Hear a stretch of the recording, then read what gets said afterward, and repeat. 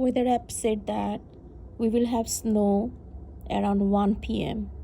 and it started around 12:57 p.m.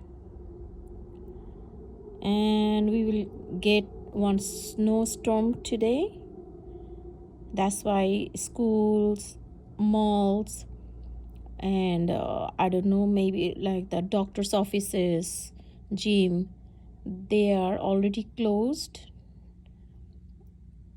after 11 a.m. in the morning. Let's see how much snow we will get.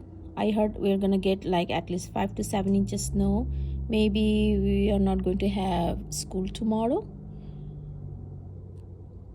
And maybe this is the last snow of the year 2020-25.